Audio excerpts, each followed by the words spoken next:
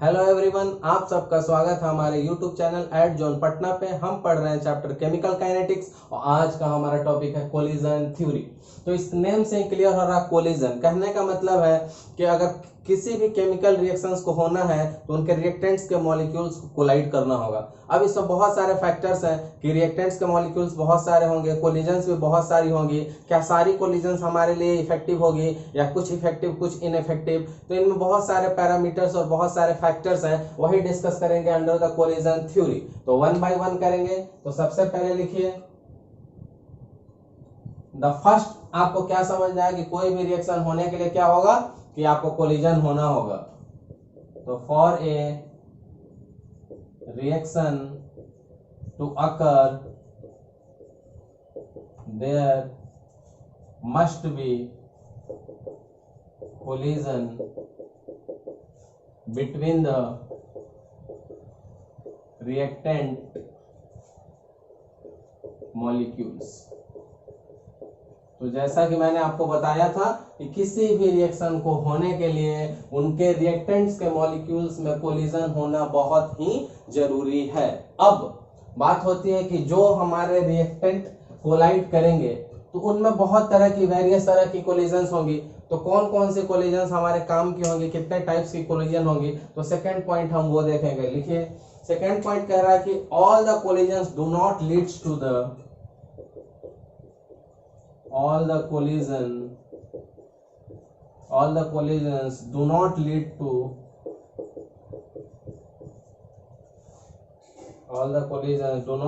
to the product formation।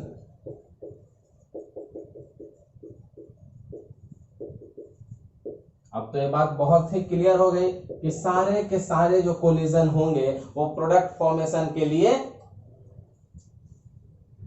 नहीं जाएंगे, मतलब सारे कोलिजन से प्रोडक्ट का फॉर्मेशन नहीं होगा। तो कौन कौन से ऐसे कोलिजन्स होंगे जो प्रोडक्ट फॉर्मेशन के लिए यूजफुल होंगे और कौन कौन से होंगे जो प्रोडक्ट फॉर्मेशन के लिए यूजफुल नहीं होंगे। तो इन चीजों को जानने के लिए हमें आगे चलना होगा और समझना होगा एक पॉइंट कि only the effective collisions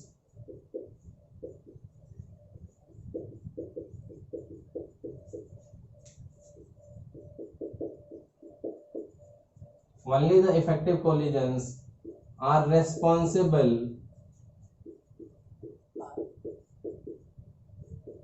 for product formation।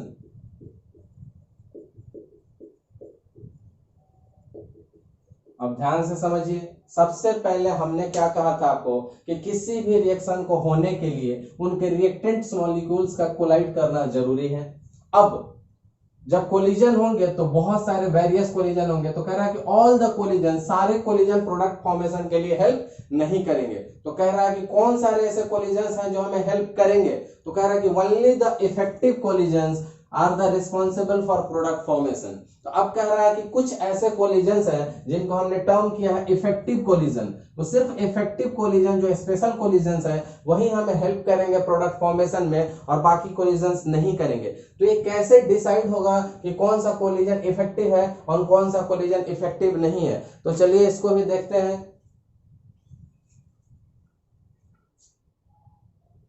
For effective collision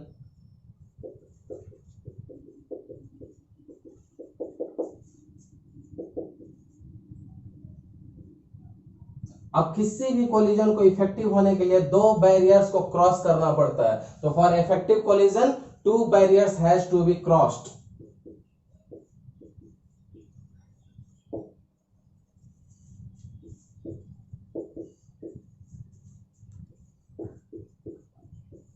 कह रहा है कि जो इफेक्टिव कोलिजन हम ढूंढ रहे हैं, जो हमें हेल्प करेंगे प्रोडक्ट के फॉर्मेशन के लिए, वो इफेक्टिव कोलिजन तभी बनेंगे जब वो दो बैरियर को क्रॉस करें। उनके रास्ते में दो कठिनाइयां हैं और वो दोनों कठिनाइयों को इन्हें पार करना पड़ेगा। तो फर्स्ट क्या है, देखिए फर्स्ट है एनर्जी बैरियर।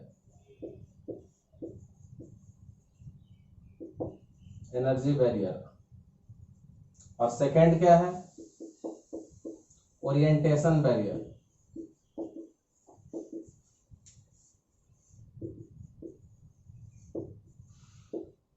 अब समझने की कोशिश कीजिए। कह रहा है कि हमें वही कोलिजन इफेक्टिव कोलिजन कहलाएंगे जो दो बैरियर्स को क्रॉस कर जाए। अब वो दोनों बैरियर्स क्या है? तो पहला बैरियर है एनर्जी बैरियर, ये आर है एनर्जी बैरियर, और दूसरा है ओरिएंटेशन बैरियर। तो कह रहा है कि बहुत सारे रिएक्टेंट्स मॉलिक्यूल्स जो कोलाइड करेंगे, जिनका कोलिजन होगा, उसमें से सारे हमारे लिए यूजफुल नहीं है, कुछ है जो यूजफुल कहलाएंगे, जिनको हम इफेक्टिव कोलिजन कहेंगे। बट टू इफेक्टिव कोलिजन होने के लिए आपको दो प्रोसेस को क्रॉस करना पड़ता है। आपके लिए दो बैरियर्स हैं, पहला बैरियर्स एनर्जी बैरियर्स एंड दूसरा ओरिएंटेशन। तो नाम से क्लियर है एनर्जी बैरियर, उनके पास एक सर्टेन मॉलिक्यूल, उनके पास एक सर्टेन एनर्जी होनी चाहिए। फॉर एग्जांपल टक्कर तो बहुत सारी होंगी, कोई बहुत स्लो होंगी, कोई मॉडरेट होगी, कोई हाई होंगी। तो हमारा एक फिक्स वैल्यू रहेगा, उसके ऊपर वाली वैल्यू हमारे लिए इफेक्टिव कहलाएंगी। बट सिर्फ एनर्जी के बैरियर को क्रॉस कर जाने से भी काम नहीं चलेगा, हमें ओरिएंटेशन के बैरियर को भी क्रॉस करना पड़ेगा। अब ओरिएंटेशन नाम से ही क्लियर है कि एनर्जी से आगे कोलिजन तो हो रहा है, पर क्या हर टाइप के, हर साइड के, हर एंगल्स के कोलिजन को कंसीडर करेंगे? नहीं, एक प्रॉपर ओरिएंटेशन जहां पे रहेगा हम सिर्फ उसको कंसीडर करेंगे। तो इन चीजों को डिटेल्स में समझने के लिए अब हम वन बाय वन इन दोनों को डिस्कस करेंगे और समझते जाएंगे कहना क्या चाह रहे हैं। तो सबसे पहले हम चलेंगे एनर्जी बैरियर पे, इसका डिटेल्स डिस्कशन।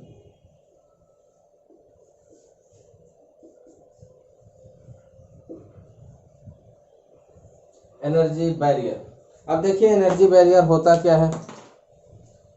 अब नाम से ही क्लियर हो रहा है कि एक मिनिमम अमाउंट ऑफ एनर्जी तो हमें चाहिए। नाम से ही क्लियर हो रहा है कि एक मिनिमम अमाउंट ऑफ एनर्जी हमें चाहिए। अब इसका पहले डेफिनेशन लिख लीजिए आप, फिर मैं इसको अच्छे से आपको समझा देता हूं।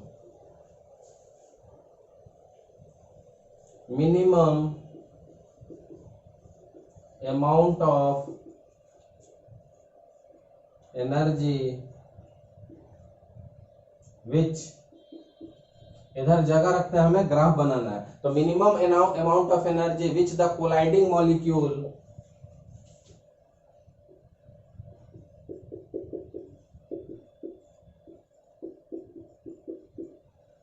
Must possess.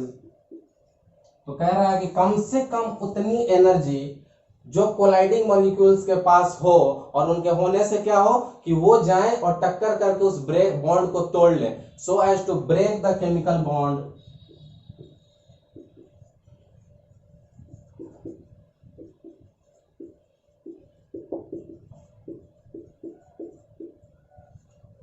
तो उस केमिकल बॉन्ड को तोड़ने के बाद हमारा प्रोडक्ट फॉर्म हो जाएगा। तो मिनिमम इतनी एनर्जी चाहिए जो हमारे बॉन्ड को तोड़ दे, और जब ओल्ड बॉन्ड ब्रेक होंगे और न्यू बॉन्ड फॉर्म होंगे तो प्रोडक्ट का फॉर्मेशन हो जाएगा। और इस एनर्जी को क्या कहेंगे? Threshold energy.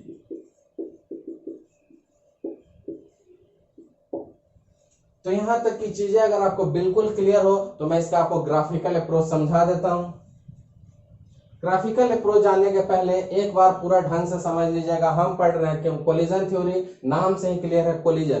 किसी भी रिएक्शन को होने के लिए रिएक्टेंट्स के मॉलिक्यूल्स को कोलाइड करना होगा और कोलिजन होगा, तभी जाके आगे प्रोडक्ट का फॉर्मेशन होगा। बट कोलिजन तो ढेर सारे होंगे, मल्टीपल्स कोलिजन होंगे। तो क्या all collision will leads to the product formation? तो नहीं, इसका आंसर है नहीं। कुछ ही कोलिजन है जो क्वालिफाई करेंगे फॉर द इफेक्टिव कोलिजन, और इफेक्टिव कोलिजन वाले लीड्स करेंगे प्रोडक्ट फॉर्मेशन। तो इफेक्टिव कोलिजन होने के लिए क्या क्या क्राइटेरिया है? तो आपको दो क्राइटेरिया क्वालिफाई करना है, energy barrier and orientation barrier. तो अभी हम डिस्कस कर रहे हैं एनर्जी बैरियर का। तो कह रहा है कि कम से कम उतनी एनर्जी इनके पास होनी चाहिए जो जाके अगर वो कोलाइड करें तो अपने ओल्ड बॉन्ड को ब्रेक कर दें, ताकि न्यू बॉन्ड्स का फॉर्मेशन शुरू हो जाए। केमिकल रिएक्शंस क्या होता है? ओल्ड बॉन्ड्स की ब्रेकिंग एंड न्यू बॉन्ड का फॉर्मेशन। तो देखिए, minimum amount of energy which the colliding molecules must possess so as to break the chemical bond. कम से कम उतनी एनर्जी चाहिए उनको कि वो इनके बॉन्ड को तोड़ सके, और वो एनर्जी जो मिनिमम वैल्यू होगी वो क्या होगी? थ्रेशोल्ड। अब ये सब समझने के बाद हम इसका ग्राफिकल अप्रोच देख लेंगे ताकि चीजें और भी क्लियर हो जाए। तो वाई एक्सिस पे हम लोग ले लेंगे फ्रैक्शन ऑफ मॉलिक्यूल्स, इसको शॉर्ट में हम लिखेंगे FOM, फ्रैक्शन ऑफ मॉलिक्यूल्स। और एक्स एक्सिस पे क्या रहेगा हमारा? Kinetic energy. अब जरा ग्राफ को ध्यान से समझने की कोशिश कीजिए कि ग्राफ कैसे रहेंगे। फ्रैक्शंस ऑफ मॉलिक्यूल्स का मतलब कितने मॉलिक्यूल्स का फ्रैक्शन, कितने मॉलिक्यूल्स का फ्रैक्शन, जितना ऊपर जाएंगे मॉलिक्यूल्स का फ्रैक्शन बढ़ेंगे और जितना नीचे आएंगे मॉलिक्यूल का फ्रैक्शन घटेगा। जितना राइट साइड जाएंगे काइनेटिक एनर्जी बढ़ेगी, जितना लेफ्ट जाएंगे काइनेटिक खत्म, यहाँ काइनेटिक जीरो। तो पहले इस ग्राफ को देखें कि ग्राफ है कैसा।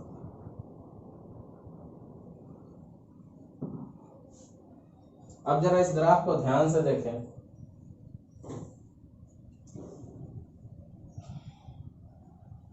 अब अगर आप देखेंगे तो आपको लगेगा कि इस जगह पे सबसे अधिक काइनेटिक एनर्जी है, बट ऐसा नहीं है, कंफ्यूज नहीं होना है। काइनेटिक एनर्जी तो हम जितना राइट जाएंगे उतना बढ़ेगी, तो मैक्सिमम काइनेटिक एनर्जी इधर है। इस जगह पे जो ग्राफ का पीक है that is not for the maximum kinetic energy, that is for the कि इस एनर्जी को मैक्सिमम मॉलिक्यूल्स के पास ये एनर्जी है। बात को बहुत ध्यान से समझिएगा ग्राफ को। ये ग्राफ पे वाई एक्सिस हमारा फ्रैक्शन ऑफ मॉलिक्यूल्स है। कोई डाउट है तो एक बार लिख देता हूं, फ्रैक्शन ऑफ मॉलिक्यूल्स, उसको नेक्स्ट टाइम से हम लोग FOM बोलेंगे। तो ये कह रहा है fraction of molecules Y axis पे, तो जितना वाई एक्सिस में हम ऊपर राइज करते जा रहे हैं उतना मॉलिक्यूल्स का फ्रैक्शंस बढ़ रहे हैं। तो यहाँ पे ये वाली जो एनर्जी होगी एट पार्टिकुलर दिस इंस्टेंट पे, वो सिर्फ इतने फ्रैक्शन की होगी। जैसे जैसे ऊपर आ रहे हैं मॉलिक्यूल्स बढ़ रहे हैं, और ऊपर आ रहे हैं बढ़ रहे हैं, और ऊपर आ रहे हैं फ्रैक्शंस बढ़ रही है। इस पोजीशन पे फ्रैक्शन ऑफ मॉलिक्यूल्स मैक्सिमम है, यानी this energy is acquired by most of the molecules. इस जगह पे जो एनर्जी है बहुत सारे मॉलिक्यूल्स, ज्यादातर मैक्सिमम मॉलिक्यूल्स की एनर्जी यही है, but that is not the maximum energy, that is the energy acquired by the most of the molecule, max fractions of molecules. तो इतने ज्यादा से ज्यादा लोग इस एनर्जी को एक्वायर कर रहे हैं, but that is not the maximum kinetic energy. दोनों में अंतर बहुत क्लियर होना चाहिए। तो काइनेटिक एनर्जी तो बढ़ रहा है, देखिए इंक्रीजिंग इंक्रीजिंग इंक्रीजिंग इंक्रीजिंग, अभी भी इंक्रीज ही कर रहा है। क्यों? क्योंकि kinetic energy along x axis जा रहा है, तो जितना एक्स एक्सिस पे दूर जाएंगे उतना काइनेटिक एनर्जी बढ़ते जाएगा। तो इन शॉर्ट हम कह सकते हैं कि जितने ये लास्ट वाले पोर्शन है इन लोगों की काइनेटिक एनर्जी हाईएस्ट होगी। कंफ्यूज नहीं होना है कि इनकी काइनेटिक एनर्जी हाईएस्ट है, ये तो बीच में है, जैसे 0 1 2 3 4 5 10 12 30 40 50, तो 50 वाला हाईएस्ट है। यहाँ पे अगर 25 होगा तो 25 वाली काइनेटिक एनर्जी हाईएस्ट नहीं है, बट हाईएस्ट लोगों के द्वारा एक्वायर की गई है। अगर 100 लोग हैं तो 50 या 50 से ज्यादा लोग इस एनर्जी पे बैठे हुए हैं, बट ये एनर्जी हाईएस्ट एनर्जी नहीं है। क्लियर है? अब ये वाली जो एनर्जी का मैंने शेडेड ग्राफ किया है वो हमारी हाई एनर्जी है, जो मैंने शेडेड ग्राफ किया है वो हमारी हाई एनर्जी है। अब ये तो बिल्कुल क्लियर है। क्यों? क्योंकि एक्स एक्सिस पे जितना ये दूर आया उतना काइनेटिक एनर्जी बढ़ गई, और इन जगह पे रह रहे मॉलिक्यूल्स की एनर्जी सबसे ज्यादा है। और हाई एनर्जी का मतलब क्या है कि वो अपने रिएक्टेंट्स के मॉलिक्यूल्स को ब्रेक करने में सक्सेसफुल रहेंगे और प्रोडक्ट फॉर्मेशन को लीड्स करेंगे। तो यही जो फ्रैक्शन ऑफ मॉलिक्यूल्स होंगे, इतने फ्रैक्शन ऑफ जो मॉलिक्यूल्स होंगे वो क्या करेंगे हमारे लिए, वही इफेक्टिव कोलिजन शो करेंगे। तो यहाँ पे लिख लीजिए कि इस हाई एनर्जी में कि fraction of molecules capable to show क्या, इफेक्टिव कोलिजन।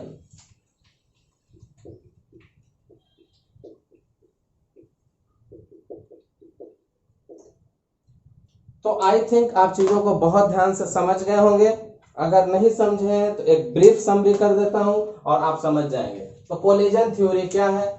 कोलिजन का मतलब किसी भी रिएक्शन को होने के लिए रिएक्टेंट्स के बीच में कोलिजन होना पड़ेगा। दो अगर रिएक्टेंट्स हैं तो दोनों का टक्कर होना होगा। अब रिएक्टेंट्स में बहुत सारे मॉलिक्यूल्स हैं तो बहुत सारे कोलिजन्स भी होंगे। तो क्या सारे के सारे कोलिजन्स इफेक्टिव होंगे? फॉर एग्जांपल कोई एग्जामिनेशन हो रहा है, कॉम्पिटिटिव एग्जामिनेशन, तो बहुत सारे कैंडिडेट्स हैं, तो क्या सारे के सारे कैंडिडेट्स जो एग्जाम दे रहे हैं वो इफेक्टिव कैंडिडेट्स हैं? सीरियस नहीं, उसमें बहुत सारे ऐसे भी लोग रहते हैं जो बिना पढ़े भी जाके बैठते हैं। तो हमें मतलब सिर्फ उनसे जो इफेक्टिव कैंडिडेट है। तो कोलिजन तो बहुत सारे हो रहे हैं, हमें सिर्फ इफेक्टिव कोलिजन से मतलब है जो रिजल्ट के लिए ट्रांसफॉर्म किए जा सके। तो अब कह रहा है कि इफेक्टिव वही होंगे जिन्होंने ये दो काम किया है, जिन्होंने एनर्जी के बैरियर को पार किया है और ओरिएंटेशन के बैरियर को भी पार किया है। कहने का मतलब मैंने जैसे एक स्टूडेंट का एग्जांपल लिया तो उन्होंने मेहनत भी की हो और राइट डायरेक्शन में भी की हो, ओरिएंटेशन।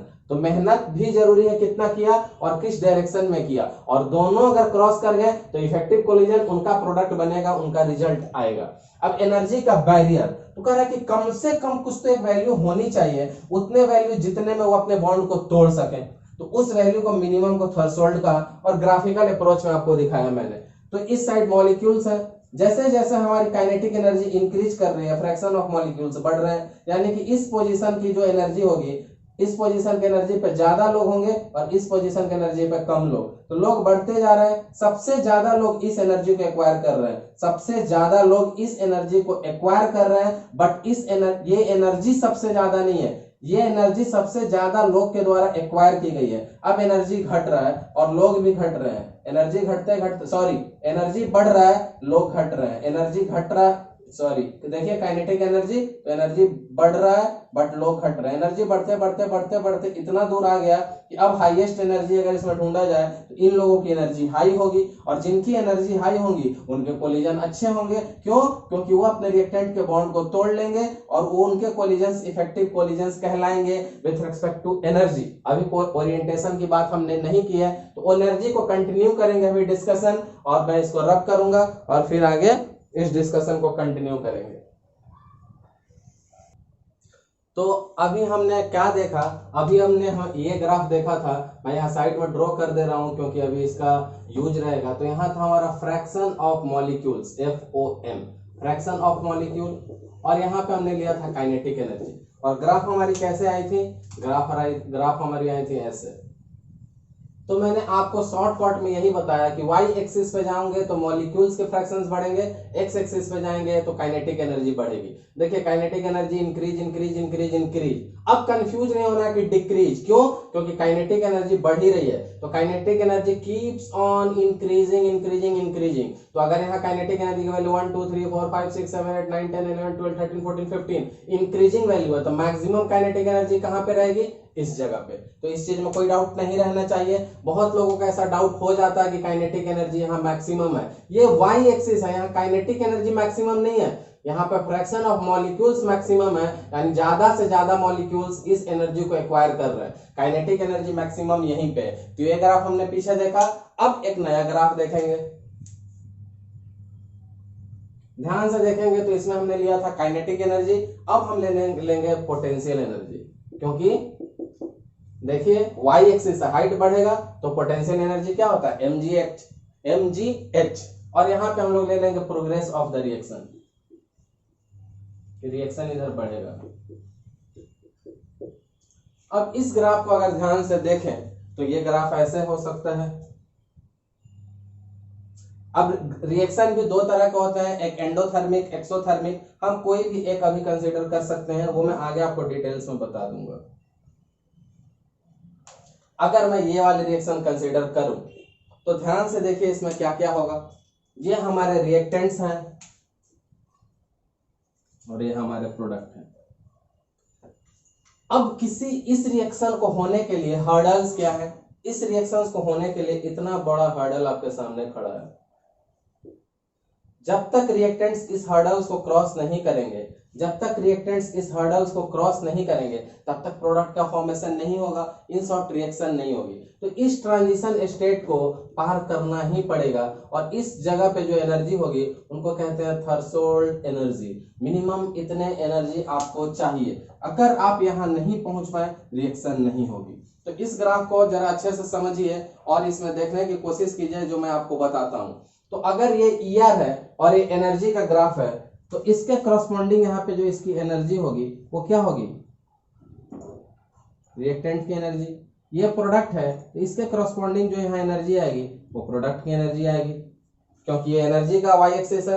R के corresponding energy of reactant, product के करस्पॉन्डिंग एनर्जी ऑफ प्रोडक्ट। अब इसको ये वाली जगह को पार करना है, इस जगह को पार करने के लिए रिएक्टेंट को और कितनी एनर्जी चाहिए, ध्यान से देखिए। इतना तो ये चाहिए, क्योंकि इसके बिना, ये पहाड़ी के बिना इधर क्रॉस ही नहीं होगा। पर अगर इसको क्रॉस करना है तो इसके पहले से भी अपनी कुछ एनर्जी है, जाना है हमें यहाँ, और हमारे पास पहले से भी कुछ है। तो टोटल में से जो मेरे पास है उसको सब्सट्रैक्ट कर दूं तो वो क्या होगा हमारा, वही होगा हमारा एक्टिवेशन एनर्जी। अभी ये सारी चीजें मैं आपको और भी डिटेल्स में बता दूंगा, पर अभी रफली आप समझते जाइए। तो ये हो गया एक्टिवेशन एनर्जी। अब अगर आप ध्यान से देखेंगे तो इस एक्टिवेशन एनर्जी की वैल्यू कितनी है, इस एक्टिवेशन एनर्जी की वैल्यू कितनी है। तो टोटल जो एनर्जी यहाँ पे दिख रही थी ट्रांजिशन वाली, उस एनर्जी में से हमने क्या घटा दिया, ये जो ऑलरेडी इसके पास पहले से था, एनर्जी ऑफ रिएक्टेंट। क्लियर है? तो ये चीज अगर आप ध्यान से समझ गए तो हम बहुत सारे और भी इधर फैक्टर्स समझ सकते हैं। तो देखिए ध्यान से उस ग्राफ से हम और क्या क्या कह सकते हैं। तो सबसे पहले हम कह सकते हैं कि minimum amount of energy required by reactant molecules to participate in reaction. Reactants के मॉलिक्यूल्स के पास पहले से इतनी अपनी एनर्जी है और इतनी और कम से कम मिलेगी तो वो रिएक्शन प्रोसीड करेगा और प्रोडक्ट का फॉर्मेशन होगा। तो लिख लीजिए the minimum amount of energy required by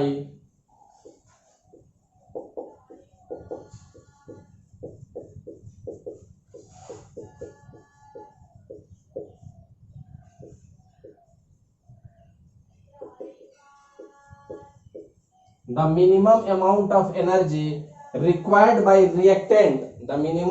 of energy required by reactant molecule to participate in reaction is called activation energy. The minimum amount of energy required by reactant molecules to participate in reaction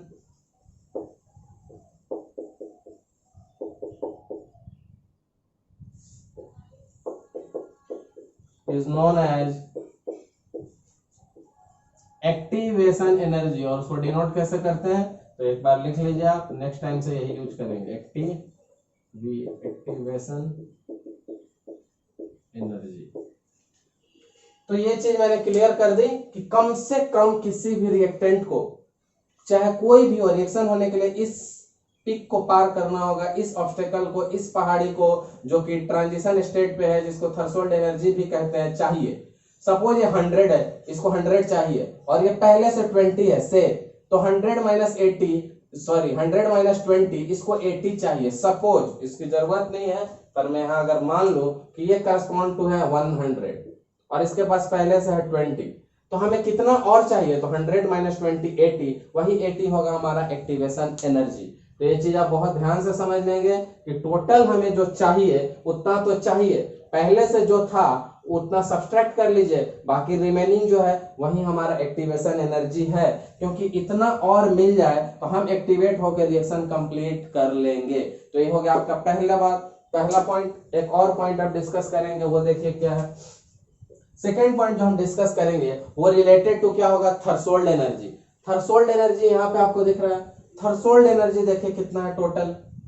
तो अब अगर threshold energy की बात की जाए कि total barrier कितना है, तो थ्रेशोल्ड एनर्जी कितना है, इनिशियल पोटेंशियल एनर्जी जो रिएक्टेंट के हैं उसमें एक्टिवेशन को ऐड कर लेंगे।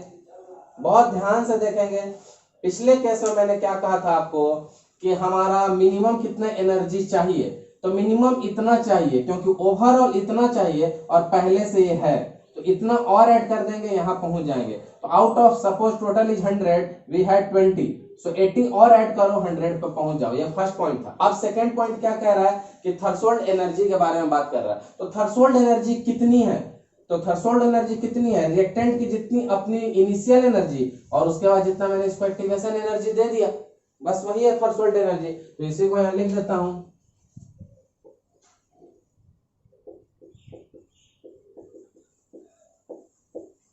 थ्रेशोल्ड एनर्जी कितनी है, टोटल एनर्जी कितनी है।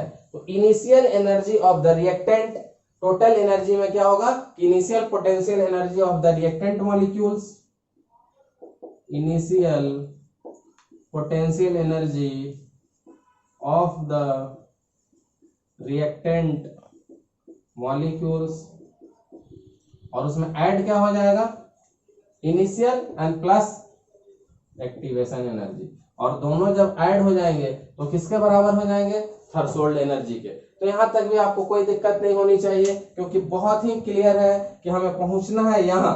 तो जो हमारे पास पहले से था that is the initial potential energy of the reactant and the extra one is this activation energy, और दोनों मिलकर क्या कहलाएंगे, थ्रेशोल्ड एनर्जी। तो सेकंड पॉइंट भी बहुत क्लियर होता है। अब चलते हैं थर्ड पॉइंट पे, और देखिए थर्ड पॉइंट क्या कहता है। थर्ड पॉइंट एक्टिवेशन एनर्जी के बारे में कहता है कि एक्टिवेशन एनर्जी क्या है।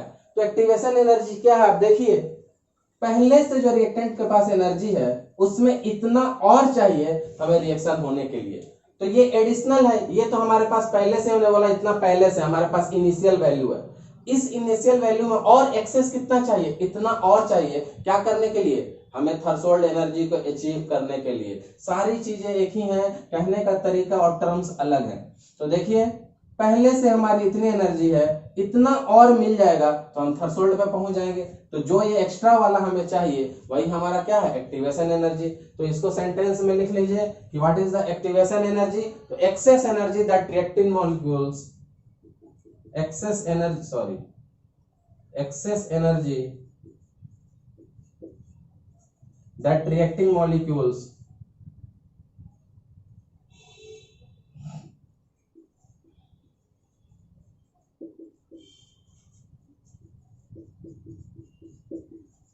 excess energy that reacting molecules acquire to attain the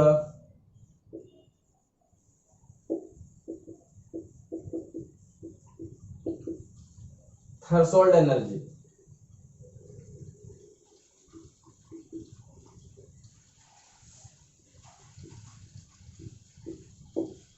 तो आई थिंक इसमें आपको कोई डाउट नहीं होनी चाहिए।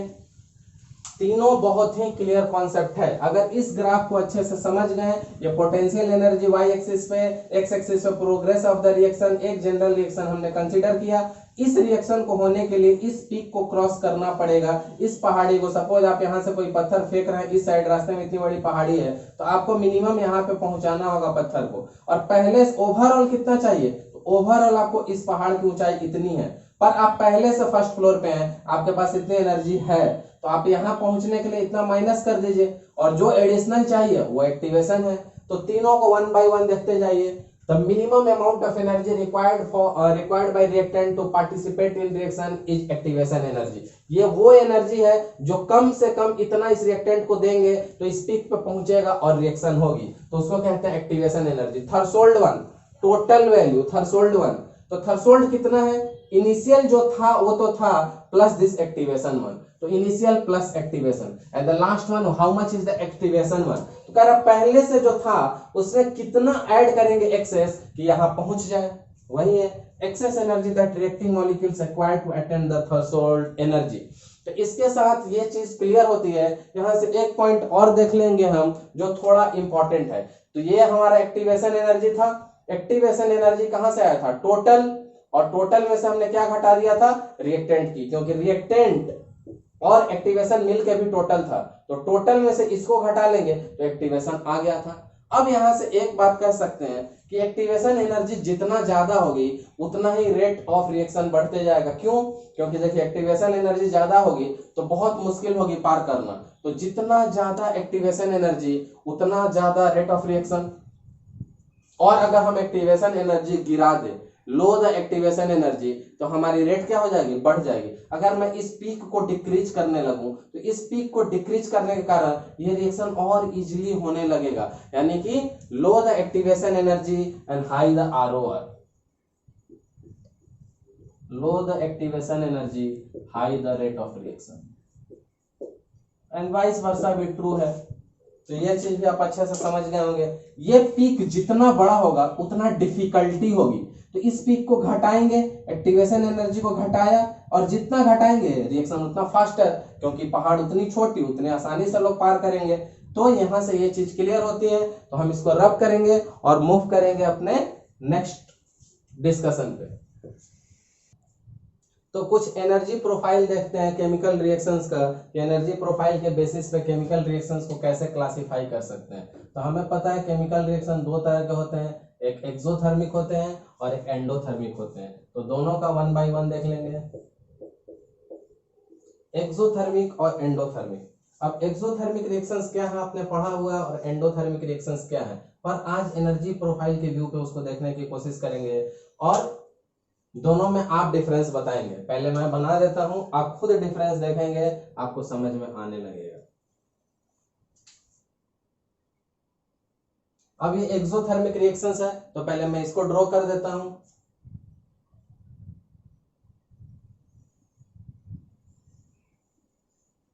और फिर मैं एंडोथर्मिक रिएक्शंस को ड्रॉ करूंगा।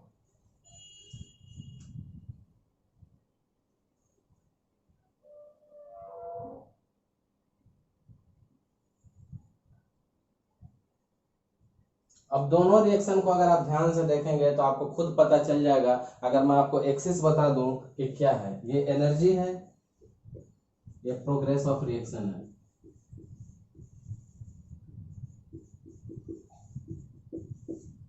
तो इसके लिए भी सिमिलर है, ये एनर्जी है और एक प्रोग्रेस ऑफ रिएक्शन है।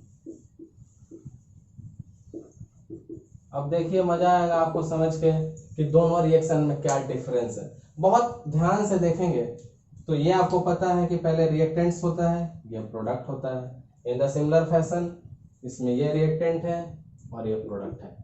बहुत ध्यान से देखेंगे तो आपको पता चलेगा कि फर्स्ट केस में एक्सोथर्मिक में रिएक्टेंट्स की एनर्जी ज्यादा है एंड प्रोडक्ट की एनर्जी लोअर है। रिएक्टेंट की एनर्जी ज्यादा है एंड प्रोडक्ट की एनर्जी कम है। यही डिफरेंस था। तो अब हमें दिख रहा है कि हायर एनर्जी से लोअर एनर्जी पे रिएक्शन प्रोसीड कर रही है, और हायर एनर्जी से लोअर एनर्जी जाने का मतलब होता है रिएक्शन स्टेबिलिटी के टुवर्ड्स प्रोसीड कर रही है। तो हमें कुछ करने की जरूरत नहीं होती है, रिएक्शन स्पॉन्टेनियस हो जाता है। इस चीज को समझ लेंगे क्या हो रहा है। रिएक्टेंट की एनर्जी ज्यादा है क्योंकि ये यहाँ आ रहा है, प्रोडक्ट की एनर्जी कम है। तो सपोज ये 10 होगा तो ये 20। So reactant energy is higher, energy of reactants is more than energy of product. और जिसकी एनर्जी कम होती है वो ज्यादा स्टेबल होता है दूसरे के रेस्पेक्ट में। तो हम कहाँ जा रहे हैं, towards the stability that is spontaneous, automatic. कोई भी चीज स्टेबिलिटी की तरफ स्पॉन्टेनियस वे में जाती है तो हमें इसमें हिट देने की जरूरत नहीं है। बट अगर मैं बात करूं यहाँ, तो अब यहाँ दोनों की एनर्जी कंपेयर कीजिए। रिएक्टेंट की एनर्जी देखिए कहाँ जा रहा है और प्रोडक्ट की कहाँ। सपोज अगर रिएक्टेंट 10 होगा तो यहाँ प्रोडक्ट 20 होगा सपोज। तो प्रोडक्ट की एनर्जी ज्यादा है, मैं यहाँ उल्टा हो गया,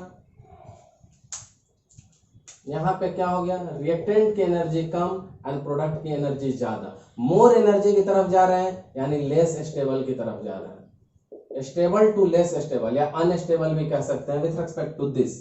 तो पहले हम जा रहे थे स्टेबिलिटी की तरफ, रिएक्शन स्पॉन्टेनियस खुद से हो गया। अब हम मोर स्टेबल से लेस स्टेबल की तरफ जा रहे हैं। कहाँ जा रहे हैं, मोर स्टेबल से लेस स्टेबल की तरफ, यानी हम अपने अनस्टेबिलिटी की टुवर्ड्स जा रहे हैं। तो ये रिएक्शन स्पॉन्टेनियस नहीं होगा, हमें इसको कराना पड़ेगा, हमें इसको सपोर्ट करना होगा। तो as we know very well that exothermic reactions में हमें हीट मिलती है, एंडोथर्मिक रिएक्शन में हम हीट देते हैं, नहीं तो ये स्पॉन्टेनियस खुद से ये रिएक्शन नहीं होगा। So this one is the spontaneous, खुद से हो जाएगा because going towards the stability, and ये खुद से नहीं होगा because they are not going towards the stability, in fact they are going towards unstability. So इसके लिए हमें हीट देनी पड़ती है एंडोथर्मिक रिएक्शंस के लिए। अब इन रिएक्शंस के एनर्जी प्रोफाइल ग्राफ को थोड़ा डिटेल्स में देखें तो क्या पता चलेगा। ये हमारी रिएक्टेंट की एनर्जी, ये है प्रोडक्ट की एनर्जी। तो रिएक्टेंट की एनर्जी और प्रोडक्ट की एनर्जी का डिफरेंस देखिए कितना होगा, डेल्टा एच। रिएक्टेंट की एनर्जी एंड प्रोडक्ट की एनर्जी का डिफरेंस, सपोज ये 10 था ये 20 था, तो 20 माइनस 10 जो होगा वो डेल्टा एच होगा। तो ये हो गया हमारा, ये मैक्सिमम एनर्जी है। तो पिछले बार भी मैंने आपको बताया था कि यही थ्रेशोल्ड एनर्जी है। अब देखिए एनर्जी का प्रोफाइल है, मैक्सिमम वैल्यू है। अब इतना एनर्जी इसके पास इनिशियल एनर्जी था, बट इसको पहुंचना है यहाँ, तो इतना और एनर्जी चाहिए। और जो एक्स्ट्रा एनर्जी चाहिए होती है उसको बोलते हैं हम एनर्जी ऑफ एक्टिवेशन या एक्टिवेशन एनर्जी। एंड जाना हमें आगे है तो फॉरवर्ड के लिए। यही एनर्जी इसके लिए, प्रोडक्ट के लिए देखें तो एक्टिवेशन एनर्जी ये भी होगा, बट बैकवर्ड रिएक्शन के लिए होगा। बहुत ध्यान से समझेंगे। पहले से कुछ एनर्जी प्रोडक्ट की है, वो एनर्जी ऑफ प्रोडक्ट। पहले से कुछ एनर्जी रिएक्टेंट की है, energy of reactant. We can see that energy of reactant is more, ये ज्यादा है अपर लेवल पे, और जाना लोअर लेवल पे यानी लेस एनर्जी की तरफ। एंड लेस एनर्जी का मतलब स्टेबिलिटी। तो ये रिएक्शन सेल्फ स्पॉन्टेनियस हो जाएगा, सेल्फ हो जाएगा या स्पॉन्टेनियस, इसको एक्सोथर्मिक कहेंगे। बस इसके उल्टा यहाँ पे रिएक्टेंट की एनर्जी कम है एंड प्रोडक्ट की एनर्जी ज्यादा है, यानी मोर स्टेबल से लेस स्टेबल यानी टुवर्ड्स अनस्टेबिलिटी जा रहा है। ये कभी भी खुद से नहीं होगा, इसको हमें नॉन स्पॉन्टेनियस होगा। या डिफरेंस क्या रहता है, एक्सोथर्मिक रिएक्शन में हमें हीट मिलती है एंड एंडोथर्मिक में हमें हीट देना पड़ता है। अब यहाँ भी वही कॉन्सेप्ट लगेंगे, डेल्टा एच कहाँ है, एनर्जी ऑफ फॉरवर्ड कहाँ है, एनर्जी ऑफ बैकवर्ड कहाँ। तो ये तो हमारा ट्रांजिशन एनर्जी, थ्रेशोल्ड एनर्जी हो गया। पहले से इतनी एनर्जी है, इतनी और मिल जाए तो इसका काम हो जाए। तो ये एक्स्ट्रा जो चाहिए होता है एनर्जी ऑफ एक्टिवेशन, आगे जाने के लिए तो फॉरवर्ड का, पीछे जाने के लिए तो बैकवर्ड का, दोनों है एनर्जी ऑफ एक्टिवेशन ही। अब थोड़ा सा थर्मोडायनेमिक्स लेवल पे अगर डिस्कस करूं तो देखिए क्या होगा। जब मैं एक्सो पे कंसीडर करता हूं, दोनों के बीच में कोई कंफ्यूजन नहीं रहे, दोनों को सेपरेट कर देता हूं। जब एक्सो के लेवल पे डिस्कशन करेंगे तो इसका डेल्टा एच क्या होगा। तो डेल्टा एच हमें पता है क्या होता है, H product minus H reactant. Delta H क्या होता है, H product minus H reactant. अब इस केस में अगर आप ध्यान से देखेंगे तो डेल्टा एच क्या आ जाएगा, डेल्टा एच आ जाएगा आपका नेगेटिव। अब ये नेगेटिव क्यों आया ये जानना जरूरी है। ये इसलिए आया नेगेटिव क्योंकि जो नेगेटिव वाली वैल्यू है रिएक्टेंट की वो बड़ी है, रिएक्टेंट की वैल्यू बड़ी है विथ रिस्पेक्ट टू प्रोडक्ट। तो जब एच आर बड़ा हो गया एच पी से और नेगेटिव वैल्यू बड़ी हो गई तो ओवरऑल डेल्टा एच नेगेटिव। और स्टार्टिंग में मैंने बोला था कि एक्सोथर्मिक रिएक्शन स्पॉन्टेनियस होती है एंड थर्मोडायनेमिक्स से भी क्या होता है, डेल्टा एच नेगेटिव होता है फॉर स्पॉन्टेनियस रिएक्शन। अब इसको और भी किसी तरीके से देखना चाहें तो और भी देख सकते हैं। अब देखिए यहां से हम क्या देखेंगे, अभी मैंने डेल्टा एच की तरफ देखा, अब डेल्टा एच निकालने का एक और तरीका हमारे पास, वो तरीका क्या है वो समझे। अब एक्टिवेशन एनर्जी के through, activation energy delta H का निकालना है तो क्या होगा, energy of forward minus energy of backward, activation energy of forward minus activation energy of backward. अब देखिए क्या होगा, ये भी डेल्टा एच, ये भी नेगेटिव होगा, डेल्टा एच यहां भी नेगेटिव होगा। ऑब्वियस सी बात है, दोनों एक ही केस है तो नेगेटिव ही आना है, बट देखने का रास्ते अलग अलग है। अब ये नेगेटिव क्यों हुआ, क्योंकि देखिए नेगेटिव वाली जो वैल्यू है ए बी वो बड़ी है with respect to A F. जब एनर्जी ऑफ एक्टिवेशन नेगेटिव वाली यानी बैकवर्ड वाली बड़ी हो गई फॉरवर्ड से तो हमारा डेल्टा एच क्या हो जाएगा, नेगेटिव।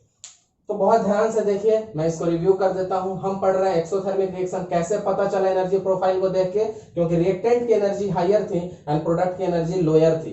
तो जब हमें हाई एनर्जी से लो एनर्जी जाते हैं that is exothermic reaction, reaction will be spontaneous because we are moving towards the stability, तो खुद से होगा। एंड थर्मोडायनेमिक्स में स्पॉन्टेनियस रिएक्शन का डेल्टा एच नेगेटिव होता है। अब कैसे ये नेगेटिव हुआ देखिए, तो delta H equal to H P minus H R. ये जो एच आर की वैल्यू है वो बड़ी है, एच आर की वैल्यू बड़ी है with respect to H P, और नेगेटिव वैल्यू बड़ी है इसलिए डेल्टा एच नेगेटिव आ गया।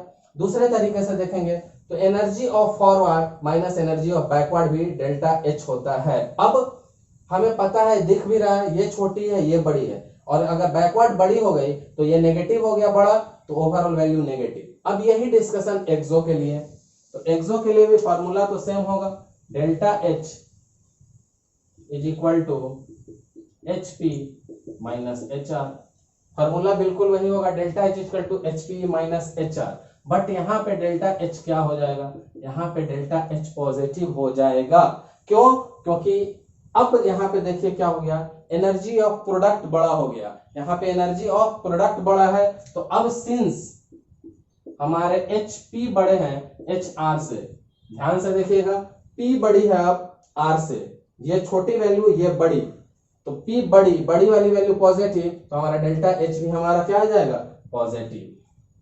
और दूसरा भी तरीका देख लीजिए जो हमने उसमें देखा था, एक और रास्ता होता है हमारे पास, डेल्टा एच इक्वल टू, हम लेते हैं एक्टिवेशन एनर्जी के डिफरेंस से, तो activation energy forward minus activation energy of backward. अब यहाँ पे डेल्टा एच पॉजिटिव हुई फिर से, तो ऐसा हमें कैसे पता चला, क्यों, क्योंकि ये जो फॉरवर्ड की वैल्यू है अब बड़ी है विथ रेस्पेक्ट टू छोटी, तो बड़ी में से छोटी वैल्यू घटाएंगे तो पॉजिटिव मिलेगी। तो रीजन क्या रहा कि energy of activation forward is greater than energy of activation backward. तो आप चीजों को आप ध्यान से एनालाइज कीजिए। मैं आपको बहुत बार बता चुका हूं इस ग्राफ को, इसको एक बार और दिखा देता हूं। ये एनर्जी है, ये प्रोग्रेस ऑफ रिएक्शन है, हमें डेल्टा एच निकालना है। डेल्टा एच का फॉर्मूला होता है H P minus H R, P minus R. P बड़ा हो गया, पी बड़ा है आर से, और नेगेटिव वैल्यू बड़ी है तो ओवरऑल डिफरेंस पॉजिटिव आएगा। क्यों? क्योंकि एचपी बड़ी थी एच आर से। दूसरा तरीका एक्टिवेशन एनर्जी से, activation forward minus activation backward. ये वाला बड़ा है, ये वाला बड़ा है तो ओवरऑल पॉजिटिव आएगा, क्योंकि forward value is greater than backward. अब इस एनर्जी प्रोफाइल को देखने के साथ जो हम कोलिजन थ्योरी पढ़ रहे थे उसका हमारा पॉइंट था जिसमें हमें इफेक्टिव कोलिजन होने के लिए दो बैरियर क्रॉस करने पड़ते थे। First is the energy barrier and second is the orientation barrier. तो एनर्जी के सारे बैरियर्स को क्रॉस करना मैंने डिटेल्स में सिखा दिया। एनर्जी के सारे बैरियर्स को कहां से क्रॉस करना है, कितना एक्स्ट्रा चाहिए, कितना आपके पास था, कितना डिफरेंस है, कैसे पॉजिटिव कैसे नेगेटिव, हाउ एंडो हाउ एक्सो, मैंने सारी डिटेल्स दे दी आपको अबाउट द एनर्जी बैरियर। तो अब हम मूव करेंगे second barrier, that is the orientation barrier. क्योंकि एनर्जी तो एक्वायर हो गई, मैंने एक एग्जांपल दिया था कि कोई कॉम्पिटिटिव एग्जामिनेशन है तो कोई बच्चा तैयारी कर रहा है, बहुत सारे एग्जाम दे रहा है, सारे बच्चे इफेक्टिव कैंडिडेट नहीं है। इफेक्टिव कैंडिडेट वो बच्चे होंगे जो दो एनर्जी को क्रॉस करेंगे, दो कैरेक्टेरिया को, एक तो मेहनत से पढ़े और सही डायरेक्शन में। तो मेहनत से पढ़ने वाली डिस्कशन हो गई एनर्जी, अब सही डायरेक्शन में भी तो पढ़ाई होनी चाहिए। तो अब second discussion about the orientation. तो एनर्जी का खत्म डिस्कशन, अब now we will move for the orientation barrier. तो कोलिजन थ्योरी में हमने पढ़ा कि किसी भी रिएक्टेंट मॉलिक्यूल्स को, किसी भी रिएक्शन को होने के लिए रिएक्टेंट्स मॉलिक्यूल्स का कोलिजन बहुत जरूरी होता है। अब हर कोलिजन से रिएक्शन होंगे और प्रोडक्ट बनेगा ऐसा नहीं है, तो कुछ इफेक्टिव कोलिजन्स होते हैं। तो कैसे क्लासिफाई करेंगे कि कौन से कोलिजन्स इफेक्टिव कोलिजन है? तो उसके लिए हमें देखना पड़ता था दो बैरियर, जो कोलिजन दो बैरियर को क्रॉस करते थे, that is energy barrier and orientation barrier. तो वो हमारे इफेक्टिव कोलिजन्स कहलाते थे और वो हमारे बॉन्ड को, ओल्ड बॉन्ड को ब्रेक करके प्रोडक्ट के फॉर्मेशन के लिए इफेक्टिव रहते थे। तो हमने फर्स्ट बैरियर पढ़ लिया, दैट इज एनर्जी बैरियर। अब ओरिएंटेशन बैरियर हम नेक्स्ट लेक्चर में पढ़ेंगे। तो अंटिल देन आप लोग अच्छे से पढ़ते रहिए, और कोई भी प्रॉब्लम हो, कोई भी डाउट हो तो वीडियो को रिव्यू कीजिए। अगर फिर भी कोई डाउट रह जाए तो आप मुझे कमेंट कीजिए, मैं उसका रिप्लाई जरूर करूंगा। तो पढ़ते रहिए। Until then, thank you.